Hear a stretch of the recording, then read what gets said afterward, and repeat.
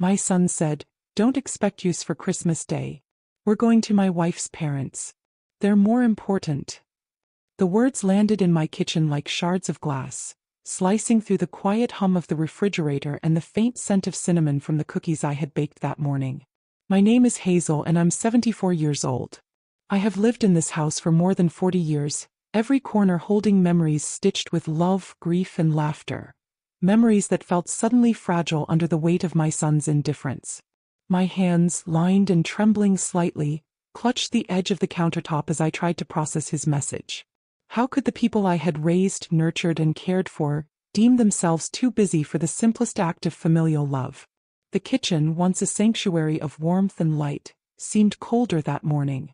I could almost hear the quiet rebellion of my cupboards, the way the handles glinted accusingly in the sunlight, as if the home itself felt my heart break. I moved slowly, touching the worn oak of the drawers, the chipped edges of the tabletop, each object whispering stories. My husband's coffee cup still faintly stained, the silver knife I had polished every Sunday, the faded floral curtains I had stitched by hand decades ago. These weren't just things, they were pieces of my life, proof that I existed, that I mattered. And yet, in that moment, I felt invisible, like the rooms themselves were shrinking around me. As I sank into my chair, the phone sat in my hand, the message still glaring back at me. I remembered Christmases past, when laughter filled the hallways and the smell of roasting turkey wrapped around every corner. My son, as a boy, had pulled me into a tight hug, his small arms clutching at my waist, and I had felt my heart swell with the kind of love that made every sacrifice worthwhile. How strange it was now, how easily that love seemed traded for obligations that weren't even mine to honor. I poured a cup of tea, the warmth seeping into my hands, and let myself remember. I remembered my husband, long gone, humming carols while we decorated the tree. I remembered wrapping gifts late into the night, the faint crackle of paper beneath my fingers. I remembered my own mother's voice, soft yet firm, reminding me that family wasn't just about proximity, but about presence. And now, with a single text, my son had announced his absence from the ritual we had shared for decades, leaving me to navigate the holiday alone in a house that felt too large, too quiet, and too full of memories that seemed suddenly distant. And yet there was a spark in me, faint but unyielding, like the last ember of a fire refusing to die. I would not let anger or despair dictate the rhythm of my day. I would not dissolve into tears before breakfast. Slowly, deliberately, I rose, feeling the old ache in my knees, and began to move through my home, touching each object, remembering why they mattered, remembering why I mattered. I straightened the tea towels in the kitchen, aligned the silverware just so, and placed my husband's favorite mug where he always liked it. Each small act was a reclamation, a quiet declaration that I still belonged here, that my home and my dignity would not be dismissed so easily. It was only later, when I walked past the mantel and noticed the photograph of my son as a toddler, his wide eyes gleaming with mischief, that I realized how much of myself I had poured into raising him. The ache returned, sharper this time, not from his absence, but from the knowledge that the love I had given so freely was now weighed against someone else's convenience. My heart tightened, yet beneath the hurt, a slow, simmering resolve began to form.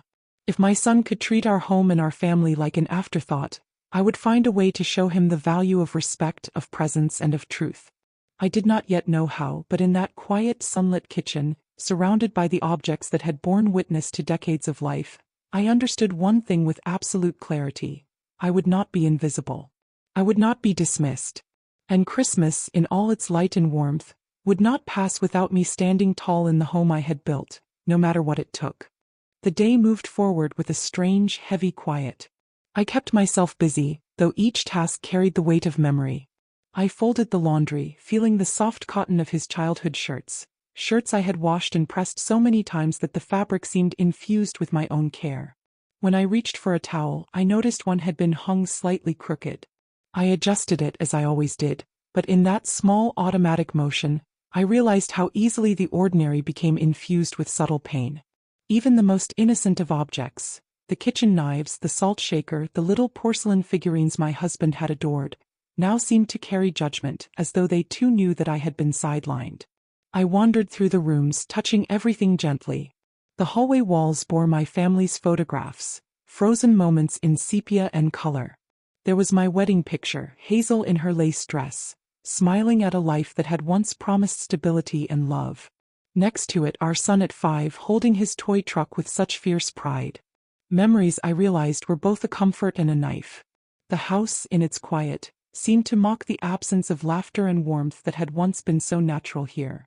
I sat for a long while in the living room, listening to the faint creak of the floorboards, each sound echoing like a heartbeat I was trying to find again. I hadn't expected anyone else that day, and yet my son's absence gnawed at me. How could he choose another family over his own? How could he fail to see that the years I had spent preparing this home, these meals, these Christmases were more than routine? They were offerings of love. My hands shook as I brewed another cup of tea, and for a moment, I let myself imagine what I might have said if he had been here, standing in the doorway with that casual arrogance. I would have asked him why his convenience mattered more than our history, why the people who had shaped him were now invisible in his mind. But then I remembered who I was, who I had always been. I had survived years of heartbreak, of loss, of moments when the world seemed to insist that I did not matter. I had built a life, a home, and a family through patient love and quiet resilience. And if my son could not see the value of that, then it was not my heart that needed mending. It was his understanding that needed awakening. As the afternoon sun slanted through the windows, casting long shadows across the carpet, I moved to the kitchen.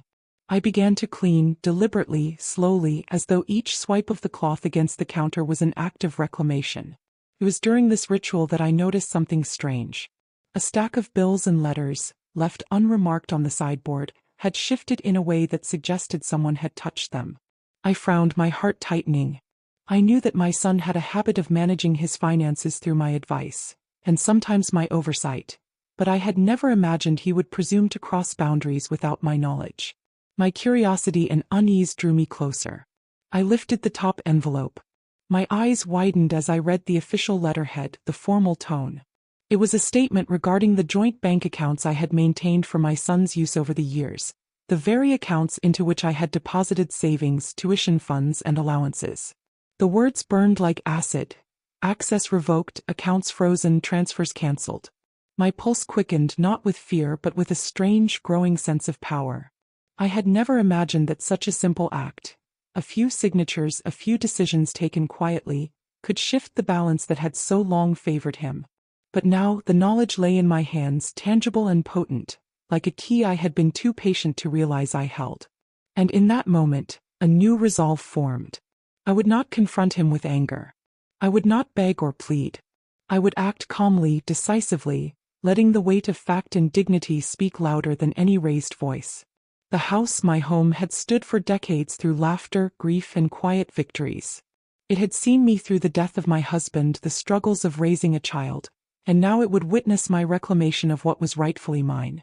I arranged the letters neatly, stacked the bills with care, and sat back for a moment. The sunlight had softened now, bathing the room in a golden glow that reminded me of Christmases long past. There was a strange, almost cinematic beauty in the calm before the storm, in the quiet preparation of something inevitable.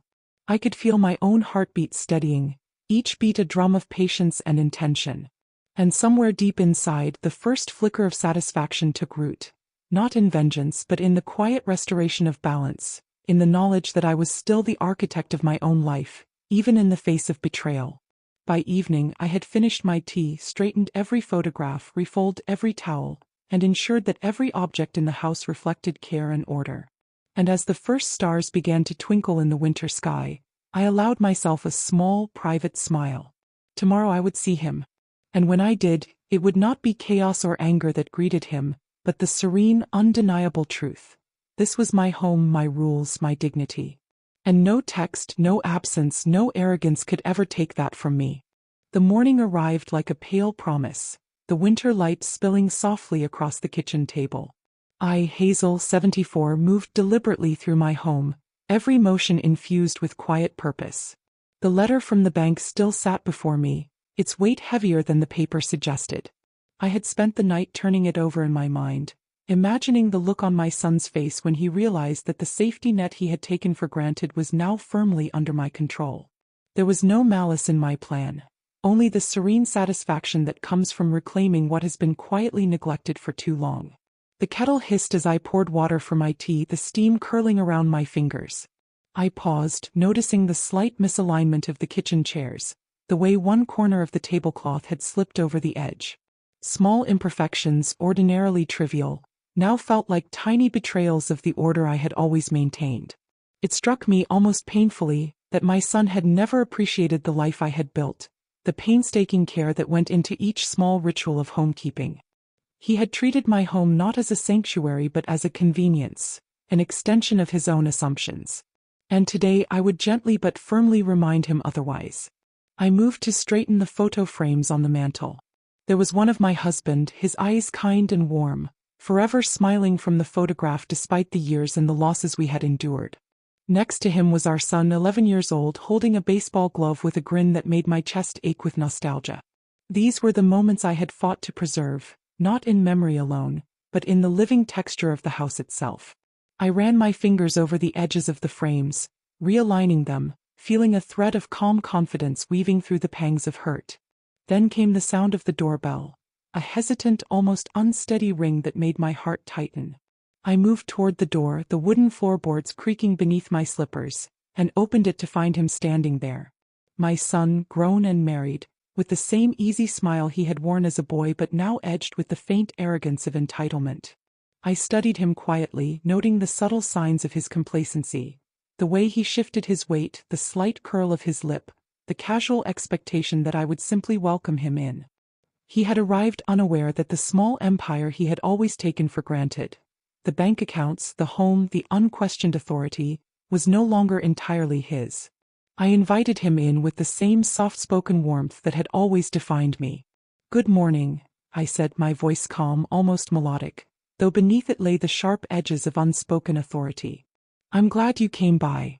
I gestured toward the living room and he stepped inside as though claiming territory, though he had long forgotten whose it truly was.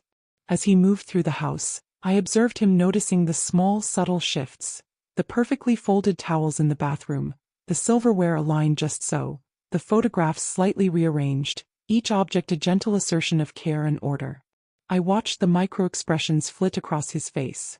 A flicker of confusion, a shadow of discomfort, the faint recognition that he had underestimated the value of the life I had constructed around him. He lingered over a kitchen utensil, turning it in his hand with an almost unconscious reverence, and I could feel the unspoken message settling between us. This house, these objects, this life, they were not his to command. He opened his mouth to speak, likely intending to continue the casual, dismissive banter that had always marked our interactions, but I stopped him with a quiet, deliberate line. "You've mistaken hospitality for ownership," I said, my tone measured, but the words carried the weight of decades. His smile faltered, the easy confidence slipping for a fraction of a heartbeat. It was enough. Enough to remind him that the years of care, patience, and love I had poured into this home were not inconsequential. The conversation that followed was slow, deliberate, a dance of words and silences. I did not shout.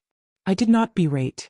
I let the facts, the frozen accounts, the careful order of the home, the visible proof of my unwavering presence, speak for themselves. He tried to assert his entitlement, citing convenience, obligations, the supposed importance of his plans. But every time he faltered, every time the truth of my quiet authority pressed against him, I felt the tide shift, subtle but undeniable. And then came the moment that crystallized everything. He glanced at the stack of letters I had arranged on the sideboard, the statements, the notices, the careful record of every decision I had made in silence, and his eyes widened. The realization hit him, unspoken but palpable. The balance of power had changed, and it was not rooted in anger but in quiet, unyielding authority. My son had been taught to rely on others' grace, but today he encountered the serenity of someone who had never relied on him. I poured a cup of tea, the warmth a comforting ritual amidst the tension. He took the seat I offered, hesitant, suddenly aware of the delicate assertion of control that filled the room. I felt the subtle power of patience, of dignity, of decades of experience distilled into calm authority. And as he sipped the tea, awkward and unsettled, I knew that the first true step toward balance had been taken. The house, my home, remained mine. My dignity remained intact. And in that quiet moment, I allowed myself to feel the faintest glimmer of triumph. Not in anger, but in the quiet restoration of what had always been my right. The afternoon light softened through the lace curtains, casting delicate patterns on the floorboards as I, Hazel, moved through my home with quiet precision. My son sat in the living room, fidgeting slightly, as though he were discovering for the first time that the house he had always taken for granted was no longer a stage for his convenience. Every object I had carefully placed, every towel folded, every drawer aligned, seemed to hum with the weight of history, and he felt it. The subtle assertion of a life lived fully and deliberately, one that did not bow to entitlement or expectation. I walked into the kitchen, my steps slow, deliberate, the soft creak of the floorboards echoing like a heartbeat. I began preparing a simple tea, the ritual itself grounding me. The kettle hissed, steam spiraling into the air, and I moved with the steady, deliberate grace of someone who had lived long enough to know that patience was power. My son's eyes followed me, catching on details that he had never noticed before. The way the silver spoons were polished until they gleamed, the faint fragrance of my husband's favorite spice lingering in the corner of the room, the tiny ornaments that had survived decades of family life and children's carelessness. He tried to break the silence with small talk, a few words about work, about obligations, about the inescapable pull of his wife's family. But the room seemed to swallow his words, each syllable diminished by the weight of presence that filled every corner. I did not respond immediately, allowing the quiet to stretch, letting the unspoken truth hang between us. This home, these objects, this life belonged to someone who had built it patiently and carefully, not someone who demanded entry and assumed dominion. As I moved to the sideboard, I deliberately adjusted the stack of letters, the neatness almost exaggerated, a subtle demonstration of order and control.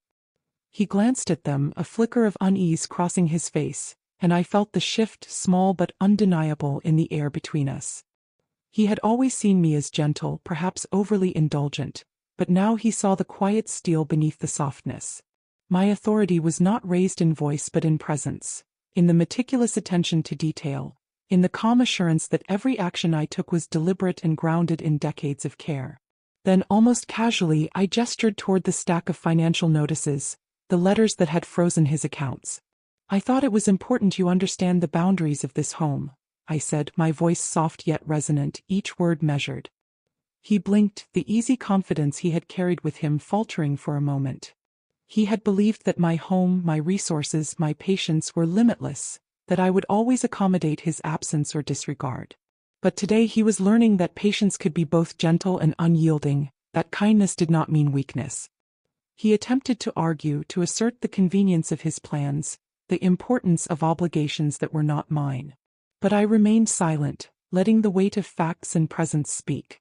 Every object in the room, every carefully curated photograph, every aligned utensil whispered the same truth. This was a life meticulously crafted, a home meticulously maintained, and neither could be taken for granted. My son's discomfort grew in the subtle awareness that he had underestimated the depth of my resolve. I remembered the holidays of my past, the painstaking care I had taken to prepare this home for family and friends, the love and attention woven into every corner. Each ornament, each dish, each towel, each photograph carried the essence of my life, my choices, my history. And now, seeing my son confronted by the quiet power of all those years, I felt a profound mix of sorrow and satisfaction. Sorrow because he had been blind to the sacrifices and love of his upbringing. Satisfaction because the truth finally was undeniable and visible. The sun dipped lower, spilling golden light across the living room, and I moved toward the mantel. I straightened a frame, the photograph of my son as a boy staring back at him, and I felt a ripple of memory. His small hands clutching mine, his laughter filling these very rooms. I allowed myself a moment of tenderness, even as the tension in the room thickened. Then with deliberate calm I spoke again. "This is my home," I said, the words simple, sharp, and unflinching. He looked at me, the slight tremor in his expression betraying the dawning realization that I was no longer the passive observer in our relationship. The rest of the afternoon passed in a delicate, slow rhythm. I maintained calm, orchestrated the small details of the house with deliberate precision, and allowed him to witness the quiet authority I wielded, not in volume but in presence and action. He shifted uncomfortably in his seat, the realization settling in that the home, the space, and the dignity he had once taken for granted were now firmly under my stewardship. And as the daylight faded, casting long, dramatic shadows across the room, I understood that this was only the beginning. The reclamation of what was mine, my home, my agency, my dignity, was a process that required patience, presence, and the quiet assertion of truth. And somewhere in that golden fading light, I felt the first true sense of balance in years. I had not raised my voice. I had not lashed out. Yet the power shift was undeniable, anchored not in anger but in the serenity of quiet authority. My son, for the first time, was seeing the reality that had always existed before him. Hazel's home, Hazel's rules, Hazel's dignity, and Hazel's unwavering claim on both. Evenings settled over the house like a soft, deliberate blanket, the kind that both comforts and sharpens the senses. I, Hazel, moved from room to room with quiet determination, checking each corner, each surface, ensuring that everything reflected not only care but control. The faint aroma of cinnamon and baked apples still lingered in the kitchen, a subtle reminder that this home had been nurtured, preserved, and cherished for decades. And now, as the shadows lengthened and the golden light faded, my son remained in the living room, restless and uncomfortable, slowly coming to terms with a reality he had never before confronted. This house was not his playground, nor were the objects within it mere conveniences to be used and ignored. I poured another cup of tea, the warmth a silent comfort as I returned to the living room, placing the cup on the side table with deliberate precision. My son's eyes followed the movement, noting the alignment of the cushions, the slight angle of a picture frame, the folded towels that had been adjusted countless times. Every detail was a testament to the life I had built, the care I had invested, and the patience I had cultivated over 74 years. He shifted in his chair, the casual arrogance he once wore like a cloak now thinning under the weight of subtle but undeniable authority. I spoke softly, almost conversationally. "Do you remember how many Christmas mornings we spent here together?" My voice held no accusation, only the quiet, steady pull of memory. He nodded, but there was a flicker of guilt in his eyes, a recognition that he had taken those moments for granted. I moved toward the mantel, adjusting the photograph of him as a boy, his eyes bright with curiosity and mischief, and felt a pang of longing for the innocence of that time. And yet, beneath that longing was a firmer, growing resolve. This was my home, my rules, my dignity, and no absence, no casual dismissal, could erase decades of love and care. He tried to respond, to weave excuses for his absence on Christmas, to frame his decisions as inevitable, important, unavoidable.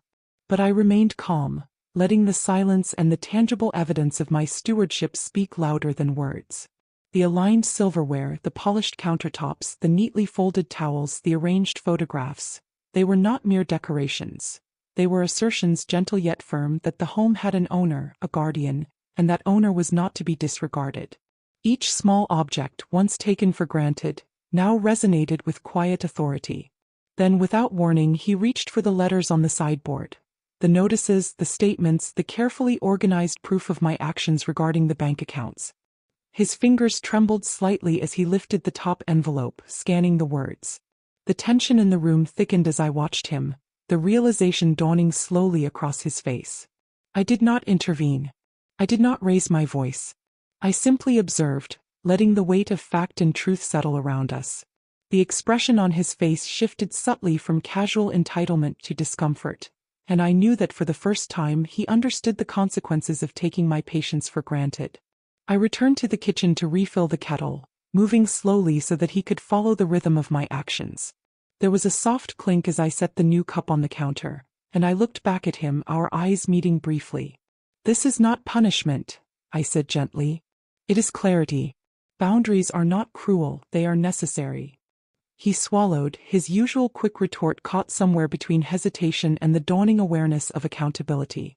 For years he had assumed my acquiescence, my enduring patience as a given. Now for the first time he was confronted by the quiet authority of someone who had lived long enough to understand her own worth. I led him toward the hallway, pointing out subtle changes I had made while he had assumed the house remained static. Towels folded meticulously, drawers organized with precision, photographs slightly rearranged to reflect memory and intention rather than convenience. He noticed, and in his noticing I saw a flicker of respect, or at least the recognition that respect had always been due. The microaggressions of the past, dismissive words, casual neglect, assumed superiority, were now reflected back in the silent order of my home. Each object whispered a reminder, This is my space, my life, my authority, and it will not be ignored. The conversation lingered, a delicate dance between acknowledgement and unspoken tension. He admitted almost quietly that he had not understood, that he had never truly seen the effort, the love, the patience that went into creating this sanctuary. And I, Hazel, 74, nodded gently, letting the warmth of my quiet authority settle in the room. I did not gloat. I did not scold. I simply embodied the truth he had never before confronted, that patience does not equal submission, that love does not mean ignorance of boundaries, and that dignity cannot be borrowed, it must be claimed and respected. As the evening deepened and the soft glow of the lamplight filled the rooms, I felt a subtle shift. He looked around the home, his expression softer now, tinged with humility. The confrontation had not required anger or harsh words. It had required only presence, quiet action, and the courage to assert what had always been mine. And as I, Hazel, moved through my home, straightening, aligning, nurturing the space, I understood the profound truth. Power, patience, and dignity, when wielded gently yet firmly, are stronger than any argument, louder than any shout, and more lasting than any resentment. The night pressed gently against the windows, the frost tracing delicate patterns on the glass as I, Hazel, moved through the rooms of my home with the calm determination of someone who had weathered decades of life's quiet storms. My son remained in the living room, awkward in his presence, no longer speaking with the casual entitlement that had defined his earlier visits. Each object, each carefully curated detail of the house, seemed to pulse with memory and authority, quietly reminding him of the life he had taken for granted. The soft hum of the heater, the subtle aroma of tea, the alignment of every utensil and photograph, it all spoke a language of care and ownership that he was only now beginning to understand. I paused in the hallway, my hand resting lightly on the banister, feeling the worn smoothness of the wood beneath my fingers. This house had seen births and losses, celebrations and tears. Every creak in the floorboard, every subtle unevenness in the walls, carried the echoes of lives lived fully. And here he was, my son, confronted not with anger or shouting, but with the palpable truth of decades of stewardship. The subtle microaggressions he had shown in the past, dismissive gestures, casual disrespect, overlooked instructions, now seemed to him like glaring oversights, mirrored in the meticulousness of a home that demanded acknowledgement. He attempted small talk, a question about work, a jest about plans he had made elsewhere for the holidays, but I did not answer immediately.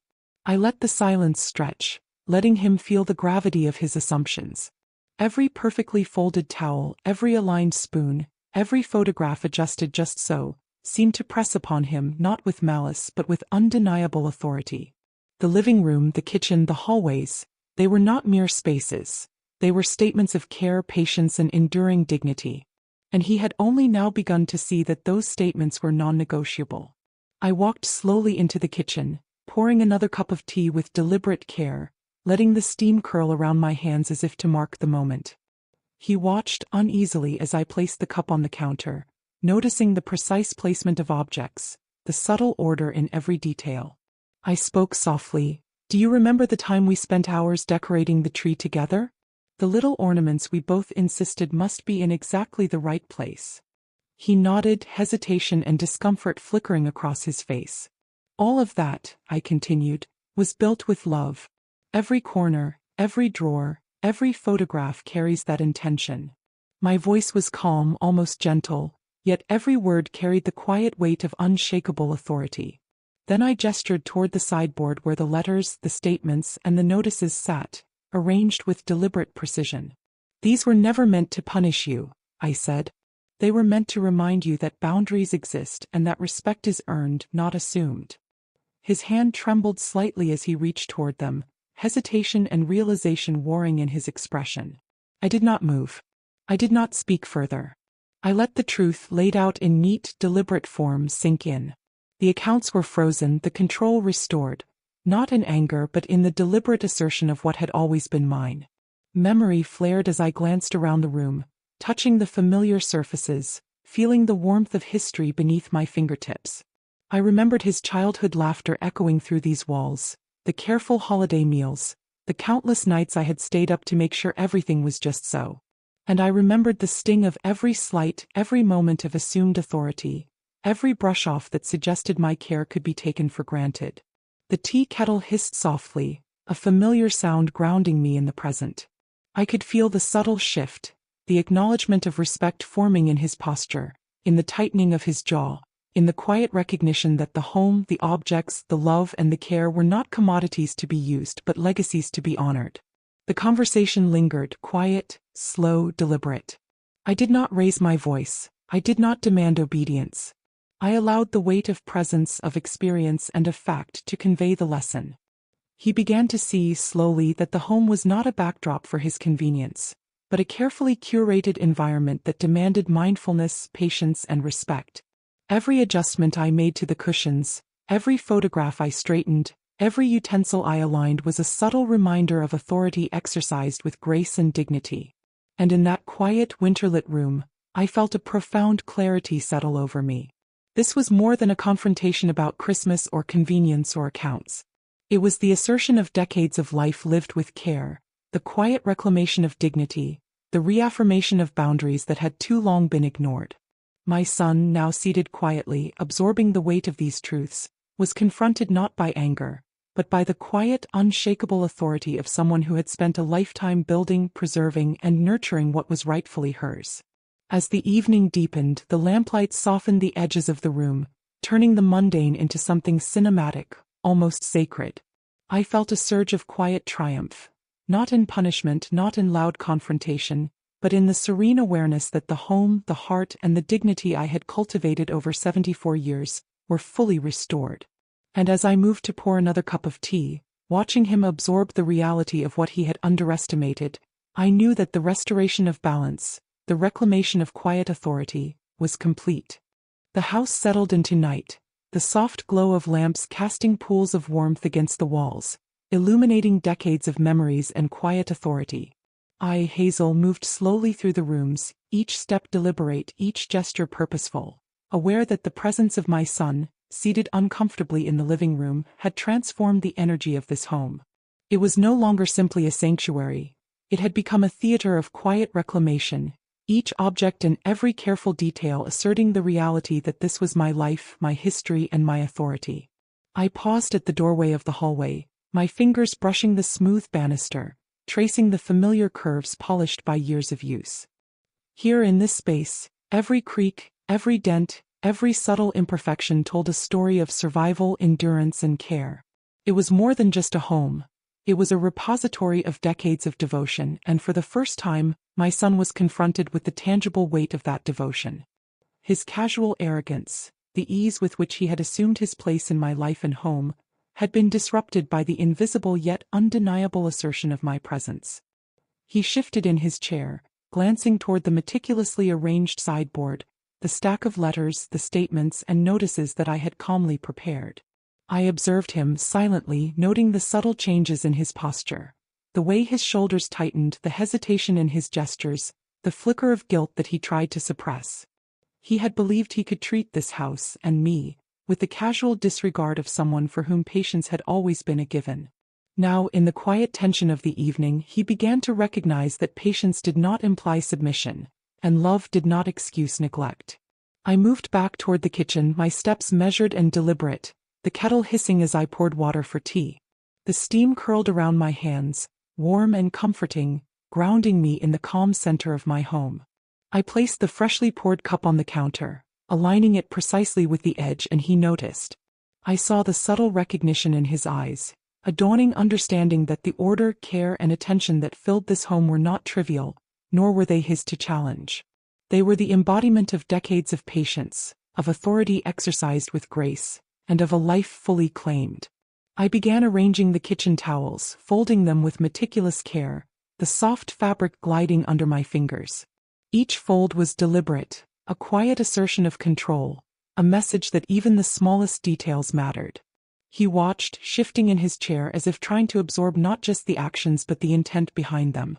I could feel the tension slowly morphing from discomfort to reluctant acknowledgement. The subtle microaggressions of the past, the overlooked instructions, the dismissive gestures, the casual entitlement, were now mirrored in the unwavering order and presence of the home. He was seeing finally that respect was not demanded with words, but earned through observation and recognition of care. Then came a pause, a moment pregnant with memory and tension. I gestured toward a photograph on the mantel, one of him as a boy, his smile wide, his eyes full of wonder and trust. "Do you remember this morning?" I asked softly. We spent hours getting every ornament in the right place. Every little detail mattered. And all those years, I ensured that the house reflected care, patience, and love. His gaze lingered on the photo, and I could see the flicker of understanding, a recognition that he had failed to truly see the life and love that had surrounded him. The evening deepened, and I allowed the soft rhythm of the house to settle around us, each object a subtle reinforcement of authority. Silverware aligned, cushions plumped, towels folded, photographs adjusted, each an act of reclamation, each a reminder that the home was not a backdrop for convenience, but a space alive with decades of presence, care, and intent. My son shifted again, quieter now, the earlier ease of entitlement replaced by a tentative acknowledgement that he had underestimated not just the home, but the woman who had built it. I spoke again gently. "This is my home. Every corner, every detail, every object carries a life I have nurtured, a love I have given, and a patience I have earned. It is not yours to assume nor to take for granted." My voice was soft, yet the words cut through the room with clarity, resonating in the quiet spaces between us. He nodded, swallowing, the weight of recognition settling upon him. For the first time he was confronted not with anger or reprimand, but with the serene, undeniable truth of authority quietly exercised, of dignity patiently reclaimed.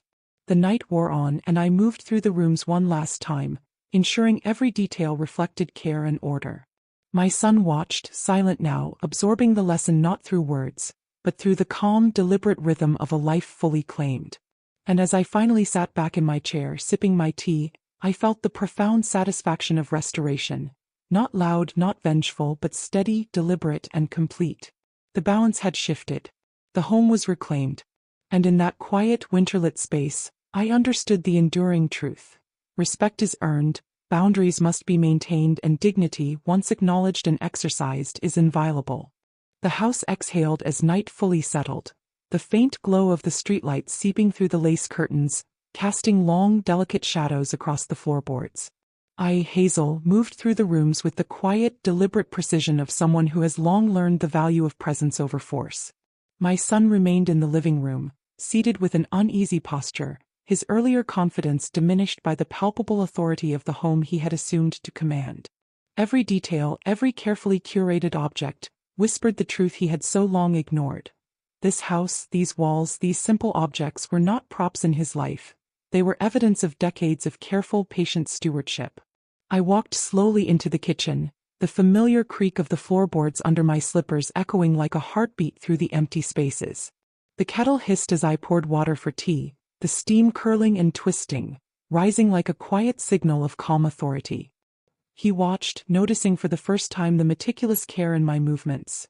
The way the silver spoons aligned perfectly in their drawer, the towels folded with exact precision, the faint fragrance of cinnamon and roasted apples lingering in the corners. Each small act, seemingly trivial, carried weight, purpose, and intention. He realized finally that the life of this home had never been about convenience. It had been about love, presence, and dignity.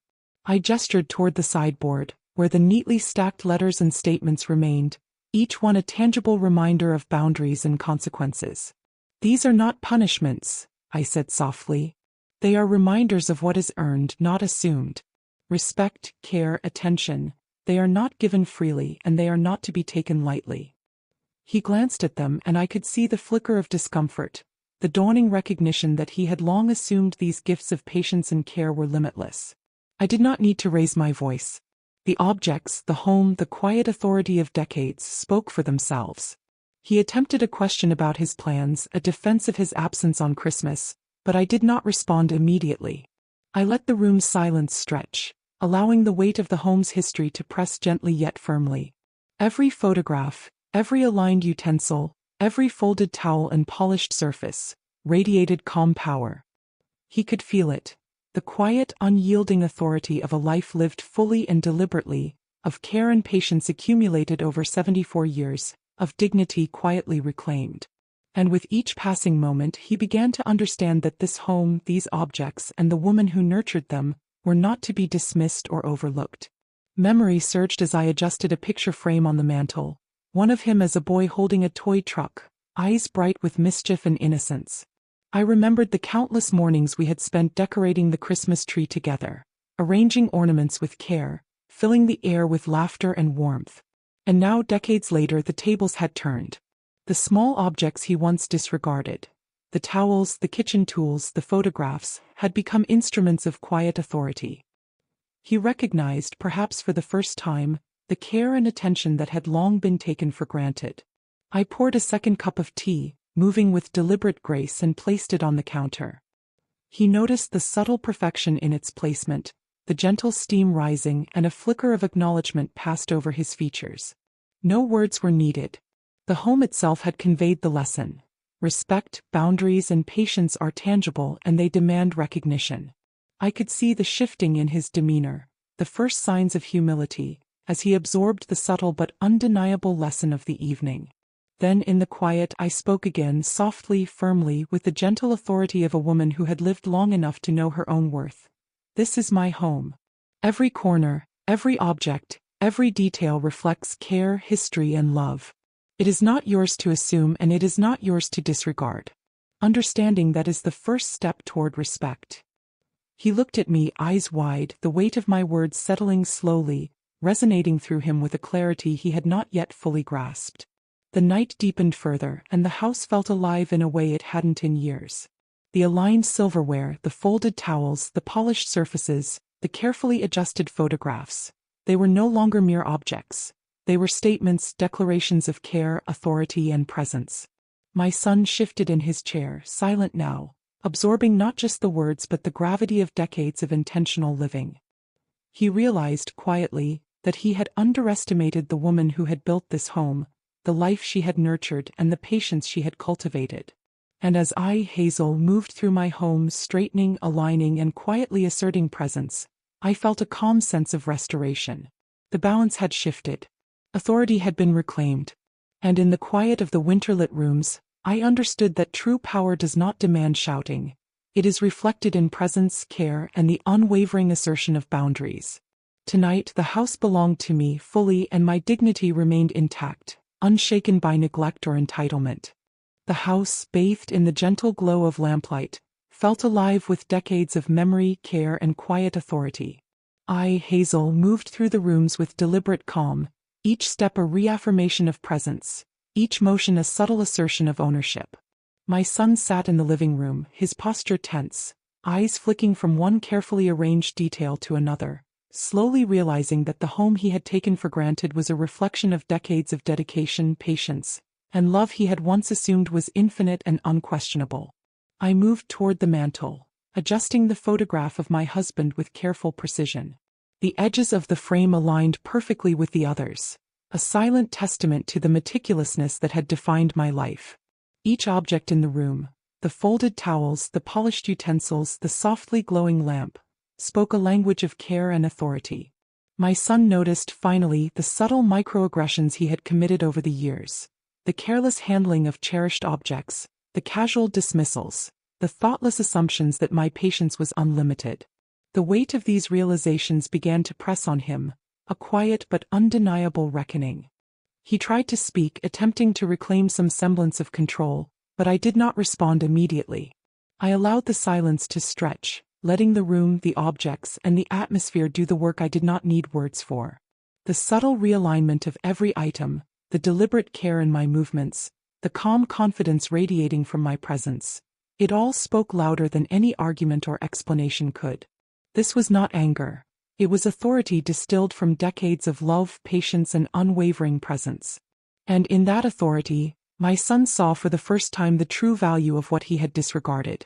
I moved to the kitchen, pouring a cup of tea with deliberate grace. The steam rose in gentle curls, wrapping the room in a quiet warmth. I placed the cup on the counter with precise alignment, the small gesture a reinforcement of order and intentionality. My son observed, his earlier bravado replaced by a tentative acknowledgement that the home, and the woman who had nurtured it, was a force to be reckoned with. He began to understand in ways words alone could not convey, that respect was not earned by entitlement, but by recognition, care, and acknowledgement of history and effort. Then came a subtle but powerful moment. He reached for the letters on the sideboard, the carefully stacked bank statements and notices, and his hand trembled as he realized their significance. I did not speak, I did not intervene. I let the truth of decades of patience and authority make its impression. He read, absorbed, and understood the quiet assertion of boundaries I had enacted, the restoration of power and control over what had always been mine. The subtle shift in the room was palpable, a transformation born not of anger, but of the deliberate, unshakable assertion of dignity. I walked past him, adjusting the cushions on the couch, the motion small yet deliberate, a reaffirmation that the home's order reflected the order of my life. He watched, uncomfortably aware of the rhythm of control that filled every corner. The minor microaggressions of his past, the casual disregard for careful order, the assumption that convenience equaled permission, were reflected back in every precise fold, every polished surface, every photograph straightened. He understood, silently and reluctantly, that his assumptions had been naive, that his mother's authority had always been real, and that patience, carefully wielded, was far more formidable than any shouted confrontation. Memory washed over me as I moved to the sideboard, picking up a small ornament my husband had once cherished. The delicate curves and faint scratches on its surface carried decades of history, of celebrations and sorrows, of laughter and tears. I set it carefully in its place, and my son watched, perhaps seeing for the first time the tangible evidence of love, patience, and unwavering care that filled this home. He was confronted not with anger, but with the quiet power of someone who had built, maintained, and cherished a life fully realized, and who had the courage to reclaim it calmly and deliberately. The night deepened, and I allowed the quiet rhythm of the home to envelop us both. Every object, every detail, every carefully nurtured corner reinforced the same truth. This was my life, my dignity, my authority, and it would not be taken for granted. My son absorbed it slowly, a tentative acknowledgement forming in his posture, his expressions, his silences. He was beginning to see finally that boundaries were not arbitrary, that patience was not weakness, and that respect was not optional, it was essential. And in that quiet, winter-lit house I, Hazel 74, felt a profound sense of restoration. The balance had shifted, the home reclaimed, and the dignity that had been quietly asserted was now undeniable. The subtle victory of patience and careful authority radiated through the rooms, through every object, through the very air itself. I understood deeply that the reclamation of power did not require anger or confrontation. It required presence, deliberate action, and the unwavering assertion of what had always been mine. The house had grown still, save for the faint tick of the clock and the soft hum of the heater, filling the space with a rhythm that was almost meditative. I, Hazel, moved deliberately from room to room, my steps steady, my hands brushing over surfaces, each gesture infused with the quiet authority of decades. My son remained in the living room, seated awkwardly, the tension in his shoulders betraying a newfound awareness. He had begun to grasp, if only faintly, that this home was not a playground for convenience, nor were its objects mere props. This was a life meticulously cultivated, a sanctuary nurtured with care, patience, and unyielding attention. I paused at the hallway, touching the banister, its smooth polish a testament to years of quiet labor. The photograph of him as a boy hung above the staircase, his small hands clutching a toy with wide-eyed curiosity. I remembered those moments vividly, the laughter, the whispered secrets, the early Christmas mornings spent arranging decorations with precision and care. Those memories, though tender, were also anchors of authority. They reminded me that the home, the objects within it, and the lessons I had imparted were not trivial. They were foundations of respect, of dignity, and of patience exercised over a lifetime. He attempted to speak, to justify his absence, to frame his actions as necessary or inevitable, but I did not immediately respond. I let the room's silence stretch, letting the weight of presence, of carefully cultivated authority, press gently yet firmly upon him. Every folded towel, every polished utensil, every photograph carefully aligned conveyed the message. This house had an owner, a steward, and that steward would not be disregarded. His fidgeting, the slight hesitation in his voice, the furtive glances, these were all signs that he was beginning to understand, though he was not yet ready to admit it outright. I poured another cup of tea, the warmth a steady comfort in my hands, and placed it on the side table with careful alignment. The faint steam spiraled upward, a visual whisper of calm authority. My son's gaze lingered on the cup, on the careful placement, on the rhythm of deliberate motion he had once taken for granted.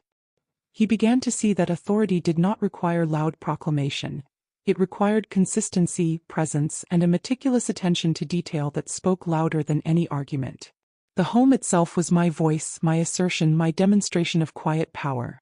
Then I moved to the sideboard where the stack of letters and notices rested. I lifted one and adjusted it slightly, the small motion emphasizing the deliberate order I had maintained. "These letters," I said softly, "are not punishment. They are clarity. They are boundaries made tangible." He watched, swallowing, as the reality of his assumptions began to crack. For years he had relied on the patience and generosity of others, never realizing that love and care are not infinite, that authority can be quietly reclaimed, and that boundaries are not optional, they are essential. Memory surged again as I recalled past Christmas mornings, the rituals of the season, the precise alignment of ornaments on the tree, the painstaking preparation of meals, the small details that filled the home with warmth and care. Those objects, those gestures had once seemed invisible to him, yet now they were instruments of revelation. He was confronted not by anger or scolding, but by the undeniable presence of decades of patient authority, and the recognition that he had misjudged, ignored, and taken for granted the life and love that had always surrounded him. I guided him slowly through the living room, pointing out the subtle adjustments I had made. The cushions plumped, the photographs aligned, the folded towels in their designated places. "Everything in this home," I said, "reflects intention, care, and respect. And every action, every assumption you make here must honor that." He nodded quietly, the words sinking in, the weight of acknowledgement settling on him like the gentle pressure of snowfall. I did not need to raise my voice. I did not need to demonstrate anger. The room itself, the history embedded in each object, conveyed the lesson with clarity and permanence. As the evening deepened, I allowed the quiet rhythm of presence and authority to envelop us both. The subtle power shift was complete, not dramatic, not loud, but profound in its quiet assertion. My son, for the first time, truly understood the cost and value of patience, the weight of responsibility, and the importance of respect.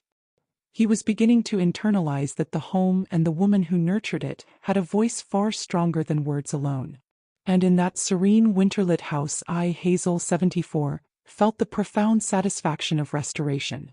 The balance had shifted, the dignity reclaimed, and the home once again reflected the care, patience, and love that had always defined it. True authority, I understood, was quiet, deliberate, and unwavering. It did not demand recognition. It commanded it through presence, action, and the subtle assertion of decades-long stewardship.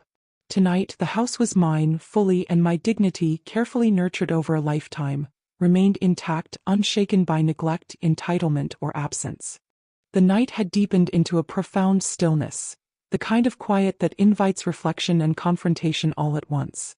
I, Hazel, moved softly through the house, my steps measured, deliberate, each motion a silent assertion of the life and authority I had cultivated over 74 years. My son sat in the living room, shifting uneasily, no longer attempting casual conversation, no longer offering excuses. He was absorbing, slowly, the weight of what he had always assumed to be his by convenience alone. This home, with its polished surfaces, aligned photographs, folded towels, and carefully arranged kitchen tools, was speaking louder than any lecture could have. I approached the mantel, adjusting the frame of him as a boy, and felt a flicker of memory that twisted gently into resolve. That child had been full of wonder, laughter, and trust, unaware of the gravity of the care and patience surrounding him. And now, the man who had grown complacent, who had assumed my patience was infinite, was confronted with the deliberate, unyielding presence of someone who had spent decades quietly asserting her authority, nurturing her space, and safeguarding her dignity. The objects, the rooms, the very air carried the weight of intention, and he could feel it pressing against him, an invisible but undeniable boundary he had crossed too often. He attempted a question about the letters, the frozen accounts, the consequences of his dismissive words. I did not answer immediately. I let the silence stretch, allowing the gravity of the home, the deliberate order of each object, to do the work my words could not. The polished silverware, the folded towels, the photographs realigned with care, all were statements of presence, patience, and unspoken authority. His discomfort was visible now, subtle tremors in his hands, a tightness in his jaw, a gaze that flitted from object to object, as though realizing for the first time that he had misjudged not just the home, but the woman who had nurtured it. I poured a cup of tea, the steam rising in soft curls, wrapping the room in warmth and quiet ritual. I placed it on the side table with precise alignment, the small motion speaking volumes. He watched, and in that watching I could see the slow dawning of comprehension. Authority does not demand violence, does not shout its presence. It asserts itself through consistency, care, and the deliberate alignment of action and intention. The home, for all its physical objects, was a mirror reflecting the decades of care, patience, and love he had overlooked. Then, almost imperceptibly, I allowed my voice to break the silence, gentle but firm, deliberate in its precision. "You've mistaken hospitality for ownership," I said. The words were soft, but each syllable carried the weight of decades-long patience and authority. He flinched, a subtle recoil that spoke volumes, as though the quiet truth had struck deeper than any raised voice ever could. He looked at me, trying to reconcile the woman he had always assumed would bend to his convenience with the reality before him. A woman fully present, fully aware, fully in control of her home, her life, and her dignity. I guided him slowly toward the kitchen, pointing out subtle, deliberate adjustments I had made. A drawer carefully organized, a towel folded with precision, a photograph slightly realigned to reflect intention and memory. "Every detail in this home," I said softly, "reflects care, attention, and love. And respect is required for every corner, every object, every choice." His eyes widened slightly, recognition dawning. This was more than order. It was a tangible assertion of authority, a reclamation of dignity, a quiet but undeniable reclaiming of the life he had assumed was always his to navigate without consequence. Memory stirred as I adjusted the small ornaments on the sideboard, mementos of decades past. Each one carried its own story, its own history, its own weight of meaning. And he saw it for the first time in years. The significance of the home, of the objects, of the deliberate, patient authority that had nurtured this space for his entire life. He swallowed, hesitation and humility blending in his expression, and I realized that the lessons of this evening, the reclamation of boundaries, the restoration of respect, the quiet assertion of dignity, were settling within him, perhaps more profoundly than any words or lectures ever could. And then the quiet confrontation reached its climax, not in anger, not in shouting, but in clarity. I stood before him, my posture calm, my eyes steady. "This is my home," I said softly but firmly. "You've mistaken hospitality for ownership. That ends now." His shoulders slumped, a mix of acknowledgement and reluctant understanding washing over his features. There was no defiance left in him, only the dawning comprehension that the home, the life, and the dignity I had cultivated were mine to protect, mine to assert, and mine to maintain. As the night deepened, I felt a profound sense of restoration settle over the house. The tension, the discomfort, the subtle battle for recognition, all of it had resolved quietly, deliberately, with the patience and authority that had always been mine. My son, seated in quiet acknowledgement, had begun to internalize the lessons of care, patience, and respect, and I, Hazel 74, felt a wave of satisfaction that came not from victory, but from the serene reclaiming of what had always been mine. The home finally reflected balance, dignity, and the quiet triumph of a life fully claimed.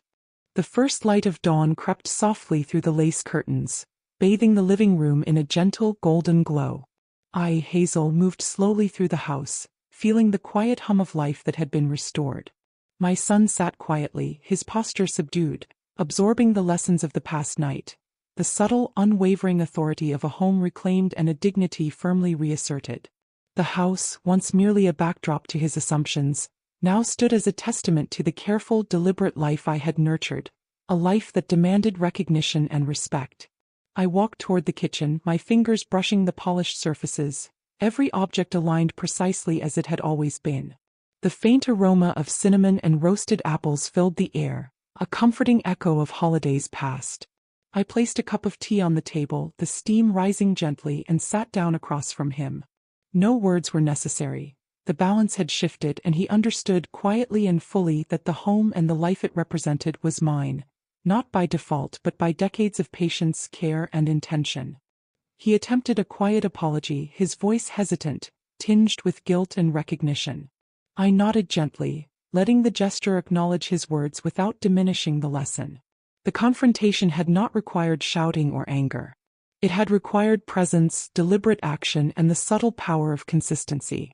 The polished silverware, the folded towels, the photographs aligned with care, the carefully curated objects throughout the house. They had spoken more clearly than any argument ever could. He had finally seen the value of patience, respect, and boundaries. I rose slowly, moving through the living room to adjust a photograph on the mantel, one of him as a boy holding a toy truck, eyes wide with curiosity and trust. My son watched silently, the weight of understanding settling over him. Memory stirred in me. The countless Christmas mornings spent preparing the home, the meticulous attention to detail, the love poured into every corner, every meal, every decoration. And now, decades later, he was learning what it meant to recognize that care, to honor it, and to accept that boundaries, once firmly set, are not to be taken lightly. I spoke softly, deliberately, letting my words carry the authority of a lifetime lived fully. This is my home. Every corner, every object, every detail reflects care, history, and love. It is not yours to assume nor to disregard. Understanding that is the first step toward respect. He met my gaze, humility and acknowledgement reflected in his eyes, and I saw for the first time that he had internalized the lessons of patience, presence, and quiet authority. The morning unfolded slowly. I moved from room to room, ensuring that everything reflected the care I had always invested, each action deliberate and precise.